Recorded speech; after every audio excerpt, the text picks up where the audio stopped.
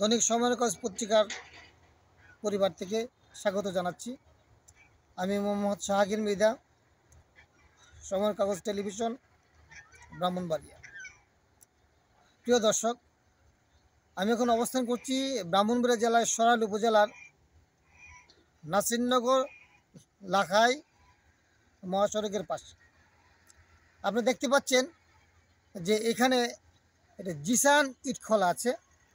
এই জিসান ইটখলায় পাশ দিয়ে বয়ে গেছে তিতাস নদী। এটি হচ্ছে তিতাস নদীর মোহনা। এই তিতাস নদীটি শাহবাজপুর এরিয়া থেকে প্রবাহিত হয়ে এখানে ভুইয়ার গার্ডের ব্রিজের নিচ দিয়ে এটি গিয়ে মেঘনায় পতিত হয়েছে। কিন্তু আমরা দেখতে পাচ্ছি যে বিশাল তিতাস নদীটির মোহনাটি আস্তে আস্তে ধীরে ধীরে এই জিসান ইটখলা যে মালিক, তিনি ক্রমাগতভাবে দখল করতে করতে নদীটাকে একদম সরু বানিয়ে ফেলেছে, ছোট করে ফেলেছে। আপনারা দেখতে পাচ্ছেন যে এইদিকে যতটুকু আছে, এই প্রশস্ত আছে নদীটি, ঠিক এই দিকে কিন্তু ততটুকু প্রশস্ত নাই। আপনারা দেখেন যে এখানে এই যে কয়লাটি রাখা হয়েছে, কয়লা যেখানে রাখা হয়েছে এবং এইখানে কাঁচা ইট দিয়ে তৈরি করা হচ্ছে, এই পুরোটা জায়গায় হচ্ছে তিতাস নদী দখলের মাধ্যমে করা হয়েছে। এবং এ ব্যাপারে তরি বাংলাদেশের পক্ষ থেকে নদী ও প্রকৃতি সুরক্ষার যে কর্মসূচি চলছে, যে সামাজিক আন্দোলন চলছে, এর প্রেক্ষিতে একাধিকবার এই তিতাস নদীর মোহনাটিকে উন্মুক্ত করার জন্য, ভুইয়ারঘাট এলাকার তিতাস মোহনাটিকে উন্মুক্ত করার জন্য জিসান কর্তৃপক্ষকে বারবার অনুরোধ করা হলেও তারা এই তিতাস নদীর মোহনাটিকে উন্মুক্ত করে দিচ্ছেন না।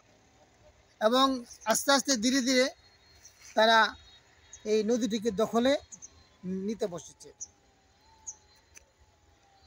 অন্যদিকে আমাদের এই উত্তরাঞ্চল এলাকার এই হাওর এলাকার যত ফসলি জমি আছে, তার টপ সেলগুলো কেটে এই ইটখলাতে আনা হচ্ছে। শুধু এই জিসান ইটখলায় না, আমাদের এই এরিয়াতে প্রায় 1 ডজন খানেক ইটখলা আছে, ইট মিল আছে। এই ইট মিলে এই অত্র এলাকার হাওর এলাকার যে মাটি টপ সয়েল, যেখানে একটি মাত্র ফসল হয়, সেই টপ সয়েলগুলি কেটে ইটখলাতে আনা হয়, যে কারণে ক্রমাগতভাবে আস্তে আস্তে ধীরে ধীরে জমির উর্বরতা হ্রাস পাচ্ছে এবং ফসলহানি করছে। এই একটি ফসলের উপরেই কিন্তু মূলত এই অত্র এলাকার মানুষ নির্ভরশীল। কিন্তু মাটি টপ সয়েল কেটে ফেলার কারণে এখন আর আগের মতো এখানে ফসল হচ্ছে না। এতে করে কমে যাচ্ছে মাটির উর্বরতা, কমে যাচ্ছে ফসল উৎপাদন। আশা করি এই নদীকে উন্মুক্ত করার জন্য, তিতাসকে উন্মুক্ত করার জন্য কর্তৃপক্ষ এবং নদী কমিশন যথাযথ উদ্যোগ গ্রহণ করবেন। ধন্যবাদ সবাইকে, ভালো থাকুন।